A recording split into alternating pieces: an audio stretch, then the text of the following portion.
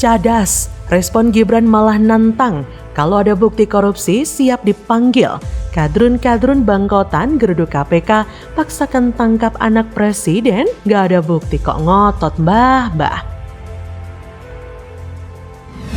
Kemudian di dalam rumah Jokowi itu bersemayam, insya Allah korupsi yang luar biasa. Jadi ini sudah tidak ada waktu lagi lah ya. Jadi enough is enough, and then we have to do something. Something itu apa? Mari kita pikir bersama nanti ya. Silakan dibuktikan aja. Tidak ada buktinya valid. Saya ngikuti aja, dipanggil silakan. Ya wes, dilapor aja.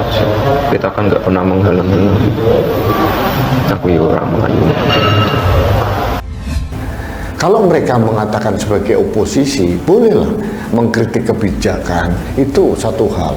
Tapi jangan menuduh Pak Jokowi pengen jadi raja. Jadi akhirnya ditertawakan netizen, ditertawakan warga bangsa itu. Jadi esensi kritik dari Rizal Ramli dan kawan-kawan hilang, musnah, tertelan oleh kemarahan, emosi yang berlebihan. Kalau masalah kebijakan yang dikritik, monggo. Tapi pada saat menuduh bahwa keluarga Jokowi menerima suap dan harus diusut oleh KPK, ada dasarnya atau tidak? Atau itu hanya praduga, dugaan? Halo, selamat datang di channel Redaksi Jurnal bersama JJ. Seperti dilansir dari laman Tempo, Wali Kota Solo Gibran Raka Buming Raka menanggapi santai soal upaya Rizal Ramli dan Amin Rais yang menanyakan laporan terhadapnya ke KPK pada Senin 21 Agustus kemarin. Gibran mempersilahkan agar laporan dugaan korupsi yang dilakukan olehnya dan adiknya Kaisang Pangarep dibuktikan.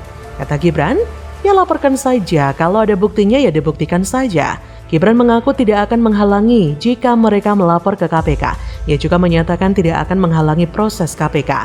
Ia berkata, dilaporkan saja, kita nggak akan pernah menghalang-halangi kok.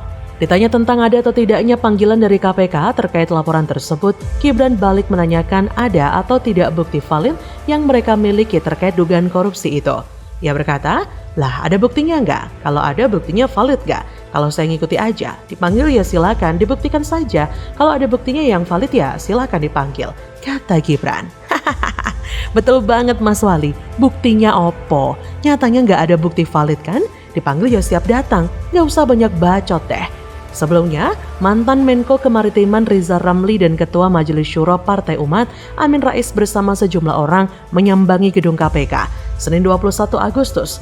Kedatangan mereka untuk menanyakan kelanjutan laporan terhadap dua putra Presiden Jokowi, Gibran dan Kaisang. Laporan tersebut dilakukan oleh dosen Universitas Negeri Jakarta, Ubedillah Badrun pada 2022 silam.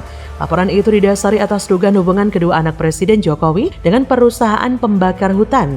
Entah apa yang ada di kepala para kadrun-kadrun tua ini, masuk gedung KPK dengan sikap arogan, meminta dipertemukan komisioner KPK. Maksudnya meminta KPK memeriksa Gibran dan Kaisang untuk diperiksa karena dituding korupsi. Seakan-akan sesederhana itu memproses kasus korupsi. Padahal di mata publik, Gibran adalah wali kota terbaik yang pernah kita miliki. Pertanyaannya, bagaimana mereka memperlakukan seorang wali kota yang demikian baik mengelola sebuah kota yang kita yakini jika mereka diberikan kepercayaan yang sama, belum tentu mampu melakukannya. Lalu kini kok tiba-tiba Gibran dikatakan korupsi tanpa KPK mendapatkan buktinya. Gila kan? Sayangnya niat mereka menemui pimpinan KPK kandas. Mereka hanya diminta untuk melaporkan bukti itu ke petugas dengan alasan pimpinan KPK tengah sibuk. Rizal Ramli dan rombongannya pun akhirnya mengurungkan niatan mereka untuk menanyakan laporan terhadap Gibran dan Kaisang. Ubedillah Badrun yang mengaku punya bukti baru terkait korupsi Gibran seakan-akan menganggap KPK adalah lembaga yang bisa diperlakukan sesuka hatinya. Menanggapi laporan dosen UNJ terhadap dua putra Presiden Jokowi, Joman atau Jokowi Mania menilai laporan ini memiliki unsur fitnah. Ubedillah Badrun pun membantah laporannya ke KPK merupakan fitnah dan manipulasi. Aksi saling lapor pun terjadi. Ada kalangan yang menilai laporan Ubedillah terdapat unsur fitnah. Joman resmi melaporkan Ubedillah ke Polda Metro Jaya. Coman pun menilai laporan Ubedillah sangat merugikan putra Presiden Jokowi. Sementara itu, Ubedillah meyakini jika laporannya ke KPK atas dasar bukti yang kuat. Gibran telah menanggapi dan siap membuktikan jika laporan pelapor tidak benar. Keributan seperti ini menimbulkan dugaan bahwa setiap anak presiden selalu memanfaatkan posisi bapaknya untuk melakukan praktek tengil, sebagaimana juga secara umum dilakukan di masa lalu. Dugaan seperti inilah yang kita duga telah meracuni pikiran Ubed, sang pelapor dan juga kadrun-kadrun bangkotan itu. Padahal publik berpikir justru mereka anak presiden dipandang sangat jauh dari potensi kotor seperti itu. Lihat saja perjuangan Gibran yang sedemikian keras untuk membawa Solo hingga mencapai posisinya seperti saat ini. Dan seperti tertantang, Kaisang pun ingin menunjukkan kesan yang sama di mata publik menyejahterakan masyarakat melalui UMKM. Wes tua bau tanah mbok ya bertaubat, malah bikin rusuh mulu. Bagaimana menurut Anda? Tiba-tiba dukung Prabowo, perpecahan internal PAN mulai terjadi. PAN Kabupaten Cirebon menolak keras dukung Om Wowo, rela dipecat, tegas dukung Ganjar Pranowo. Menjabat sebagai ketua partai, ketua pun tahu bahwa saya ini sejatinya adalah orang Ganjar Pranowo. Saya sebelumnya adalah ketua relawan Ganjar Pranowo ya. Jadi tidak ada permasalahan substansial ketika ketum harus memvonis saya bukan pendukung Prabowo, karena kita dipilih menjadi ketua partai awalnya sudah tahu bahwa saya ber-DNA Ganjar Pranowo.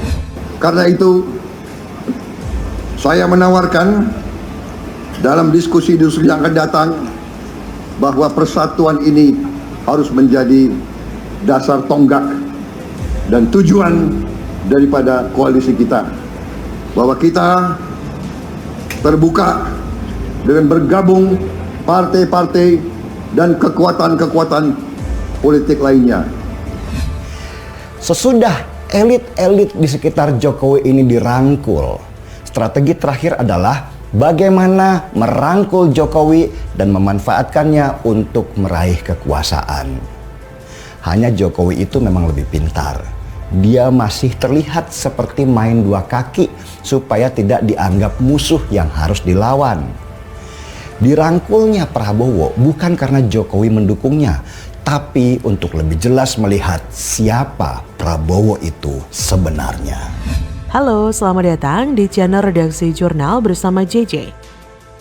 Seperti dilansir tribunjabar.id, Partai Amanat Nasional resmi mendeklarasikan Ketua Umum Gerindra Prabowo Subianto sebagai Capres 2024. Deklarasi dukungan ini disampaikan langsung Ketua Umum PAN Zulkifli Hasan di Museum Perumusan Naskah Proklamasi Menteng, Jakarta Pusat, Minggu 13 Agustus. Namun ternyata dukungan DPP PAN terhadap salah satu kubu tidak selalu sama dengan aspirasi di daerah. Buktinya, DPD PAN Kabupaten Cirebon justru tetap memilih Ganjar Pranowo sebagai calon presiden.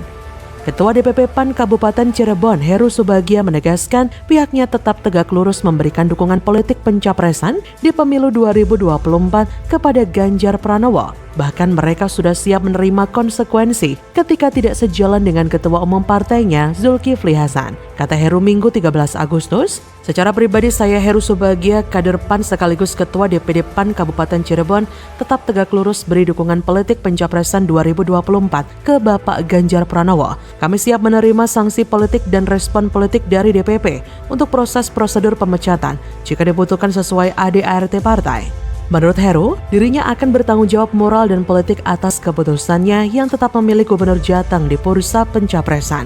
Pilihan dirinya juga disebut sudah tegas dan siap dipecat jika dianggap perlu. Ia berkata, bahkan saya atas nama pribadi dan Ketua DPP PAN Kabupaten Cirebon siap dipecat dari jabatan Ketua Partai. Heru menyebutkan bahwa sebagai pribadi dan atas nama Ketua DPD PAN Kabupaten Cirebon, sejak ditunjuk menjadi Ketua Partai dan secara resmi di bawah kepemimpinannya, DPD PAN Kabupaten Cirebon mengusung nama Ganjar Pranowo. Ia berkata, saya akan bertanggung jawab secara moral dan juga politik sebagai konsekuensi tertinggi pilihan dan sikap saya. Pilihan saya tegas dukung Ganjar Pranowo sampai tuntas. Masih menurut Heru, pengusungan nama Ganjar di bursa pencapresan sudah dilakukannya sejak rapat koordinasi di PW PAN Jabar beberapa waktu lalu.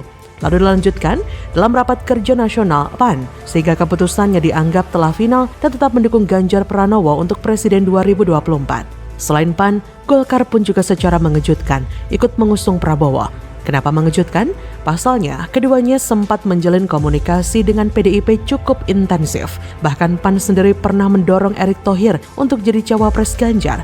Sementara Ketum Golkar Erlangga sudah pernah menggelar pertemuan dengan Ganjar dan Puan. Dan tidak ada angin tidak ada hujan karena memang lagi kedatangan El Nino, tiba-tiba Golkar dan PAN mendeklarasikan dukungan kepada Prabowo. Kejadian di Pilpres 2014 terulang lagi bro and sis, yang mana kala itu Golkar dan PAN masuk ke koalisi Merah Putih mendukung pasangan Prabowo Hatta. Nah, yang menjadi pertanyaan di sini, kenapa kedua partai tersebut mau mendukung capres yang pernah 2 kali kalah? Kemungkinannya sih karena permintaan mereka soal cawapres Ganjar ditolak PDIP.